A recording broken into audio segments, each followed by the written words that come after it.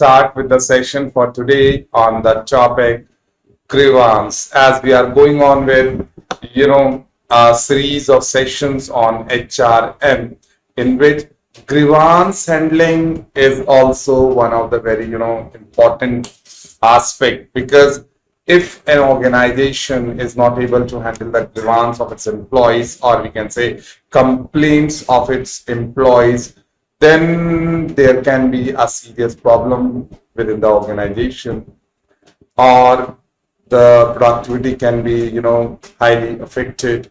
So to avoid all these problems, to avoid all these things, what we do, we try to resolve the grievance which exist or arrived within the workforce, in the minds of the employee. Mentally, our employees or our team should be very much satisfied, very much contented, because clearly speaking, if an organization is working with a dissatisfied or employee which is having complaints regarding various aspects of the organization, then achieving the group goals, achieving the organizational goals, it really becomes tough. It really becomes tough. So to avoid such problem within the organization, what we have to do is we have to give proper attention towards grievances. Why they are occurring? What is the reason of arrival? Why? Why we have, employees not satisfied? Why there is such problem arising? What is the reason behind? So grievances or complaints should be resolved at a very quick, pace of time. We should take prompt action if you found any kind of grievance or complaint within the minds of the employees.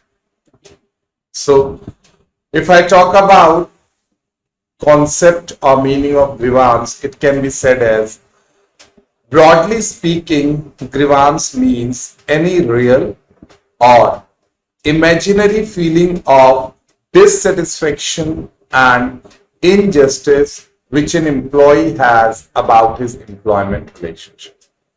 So here in this definition, or the statement means that if grievance can be either real or it can be imaginary. Real means that the employee is having the grievance related to any particular condition which is existing within the organization, which is present within the organization. Because working conditions can also be a major reason of grievance. Yes, working conditions can also be a very reason of grievance, and it can be a challenge also for the organization,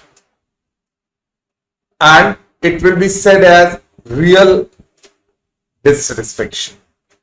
Imaginary, we can say that when an employee imagines, or we can say when an employee feels like that it can happen, or it must happen with me. It can be regarding transfer, it can be regarding promotion, it can be regarding salary increment, or blah blah blah. We have many reasons.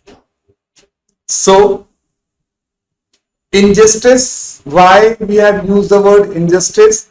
Because many decisions of the organization are found to be biased, are found to be partial by the employees. Yes, because if I talk about promotions, I talk about salary increment, then it doesn't mean that if you promote an employee or if you increase the salary of an employee, then it will not create any kind of grievance or complaint in the mind of other employees. It can, because it will be directly connecting that thing with favoritism. Rather studying his aspect, rather, checking about his progress and performance. But many times it happens, and many times it happens. It happens because employment relationship, the word used over here in this definition, also have great impact on the minds of the employee, or we can say while taking decisions by the seniors regarding their subordinate. Because if employment relationship between the employee and employer, between the subordinate and the superior are not very good, or we can say they are not smooth, then we can think that sometimes a feel of biasness can come into the minds of superior, into the minds of owner, while making any important decision related with the employee. So coming to the next, according to Michael J. Jusius, a grievance is any discontent or dissatisfaction, whether expressed or not, whether valid or not, arising out of anything connected with the company that an employee thinks, believes, or even feels is unfair, unjust, or inequitable. So, according to me, this definition is a compact package regarding grievance. Yes. It is telling us about what is grievance. It is also telling us about the characteristics of grievance. That what are the basic characteristics of grievance and what are the other features that can exist in a grievance. So, as quoted by Michael J. Jusius, grievance is basically any discontent or dissatisfaction. Yes. Whenever your employee is discontented or dissatisfied, then it is very sure that it will lead to grievance. And that grievance can be either expressed or not.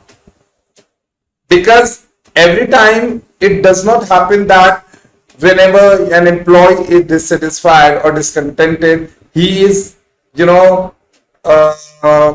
expressing that thing, he is telling that thing to someone.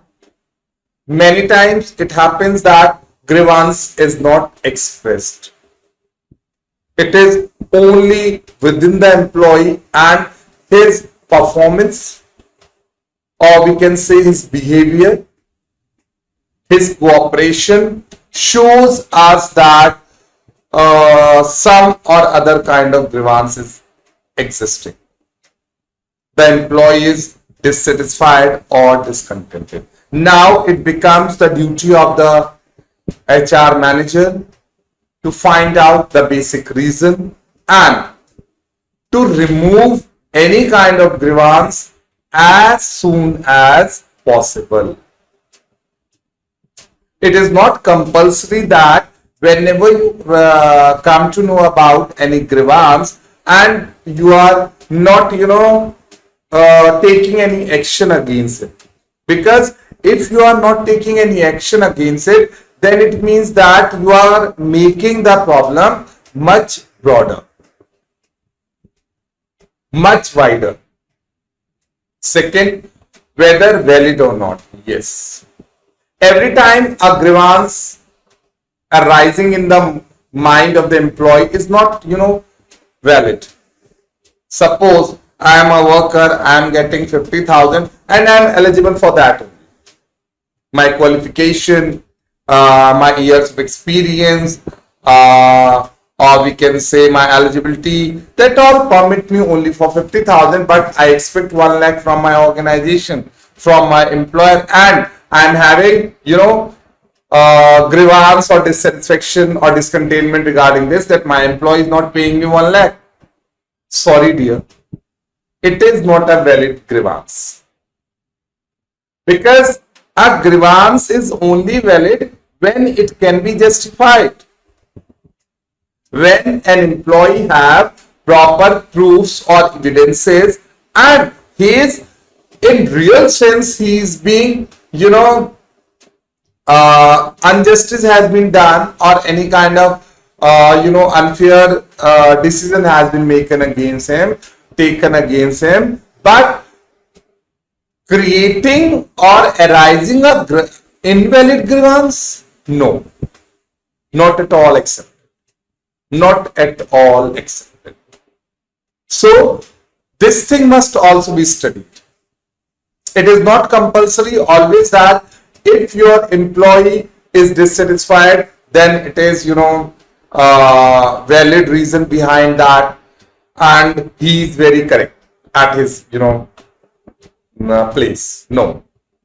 Then arising out of anything connected with the company that an employee thinks, believes, or even feels is unfair, unjust, or inequitable.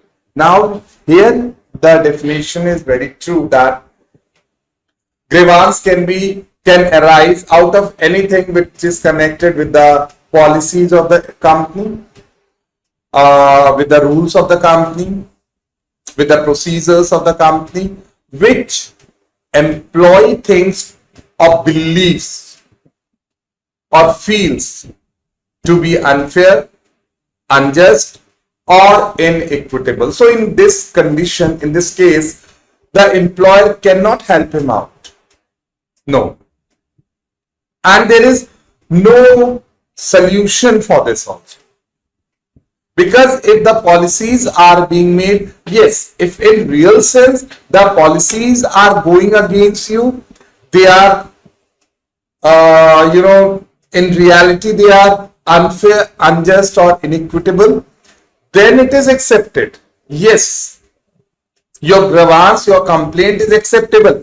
But if you are coming up with something that is, not at all valid, that is not having any, validity, or we can say that is accepted by others, but only for you it is a reason or cause of grievance.